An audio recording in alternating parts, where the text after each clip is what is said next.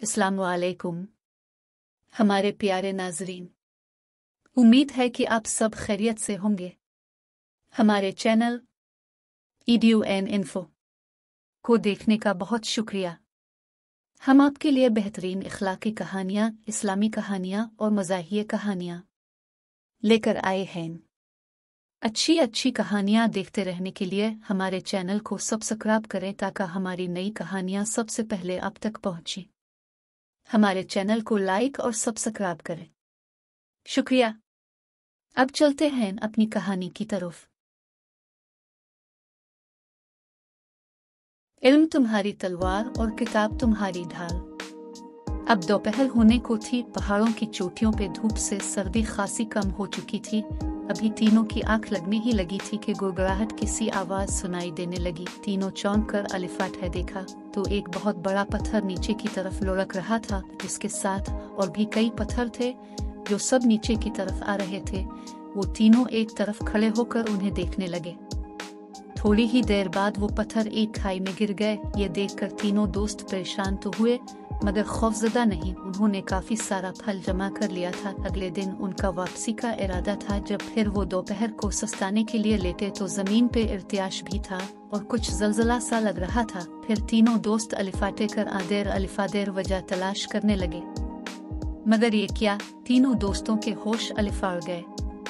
एक बहुत बड़ा ग्लेशियर पहाड़ से नीचे की तरफ सरक रहा था। बहुत मुमकिन था कि ये ग्लेशियर इस मुख्तसर सी बस्ती के ऊपर गिरकर उसे तबाह कर देता। बस्ती के लोग तो सर्दी की वजह से पहाड़ की चोटियों की तरफ जाते ही न थे। अब बस्ती के लोगों को खबरदार करना भी एक जिम्मेदारी थी। तब कौजी ने एक तजवीज पेश की और उन्होंने बहुत सारे पत्थर इकट्ठे करके एक बड़े से बोरे में बंद किए और बस्ती के पास एक ऊंची चट्टान पे खड़े होकर जोर जोर से लोगों की छतों पे फेंकना शुरू कर दिए।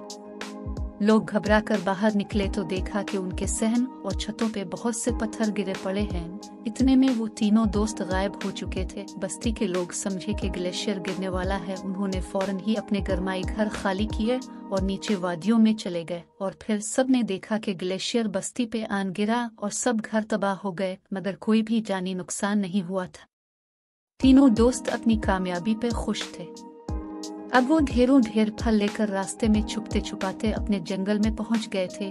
मगर एक चीज उन्हें बहुत परेशान कर रही थी कि रास्ते में नजर आने वाला तकरीबन हर बंदर बहुत कमजोर और मरियल सा लग रहा था। वो समझे शायद भूख से ऐसे हो रहे हैं, मगर करीब जाकर पता चला कि ये सब तो खारिश से ऐसे हुए पड़े हैं।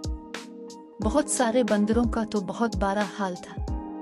अब एक बार फिर तीनों पढ़े लिखे दोस्तों ने दिमाग लड़ाया तो उन्हें एक बात समझ में आई, मगर इस पे अमल करना बहुत मुश्किल था। तय ये पाया था कि ऊपर बर्फों में जो गर्म पानी का चश्मा बह रहा था, अगर इसमें उन सबको नहलाया जाए तो मर्ज ठीक हो सकता है। जब ये बात सब जानवरों को बताई गई तो वो बेचारे तो बीमारी से तंग आए पड़े थे, फौरन तैयार हो गए।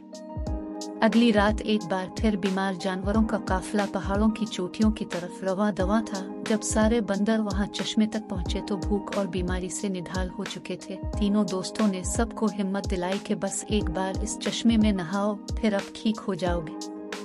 जानवर हिम्मत करके अलिफाट है और चश्मे के गर्म पानी में नहाने लगे। जैसे जैसे वो नहाते जाते उनको सुकून मिलने लगा था।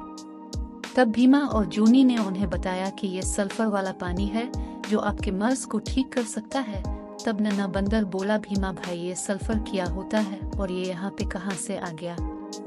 तब भीमा ने उन्हें बताया कि ये एक ऐसा उनसर है जो पहाड़ों के अंदर अल्लाह पाक ने छुपाया होता है ताकि लोग पहले इल्म हासिल करें और फिर इसकी नेमतों को ढूंढ कर उन्हें इस्तेमाल करें। 2 दफा नहाने से ही सारे बंदर ठीक हो गए थे। अब वो वापसी के लिए तैयार बैठे थे। जब सारे बंदर ठीक होकर वापस पहुंचे तो जंगल के जानवरों ने भीमा, कौजी और जूनी को कंधों पे उठाकर उनका इस्तकबाल किया, जिन्होंने उनकी भूख और बीमारी दोनों का इलाज ढूंढ लिया था। अगले दिन शेर ने जंगल के सब जानवरों को इकट्ठा किया, जिसमें जंगल के बादशाह ने 3 पढ़े लिखे दोस्तों को खूबसूरत फूलों के ताज पहनाए और फिर सारे जानवरों को मुखातिब करके उन्हें बताया कि उन 3 दोस्तों का जंगल के मकीनों पे कितना बड़ा एहसान था। शेर ने मजीद ये भी बताया कि कल तक शहर से और भी काय मंगवाए जा रहे हैं। अब सब जानवर पढ़ना सीखेंगे।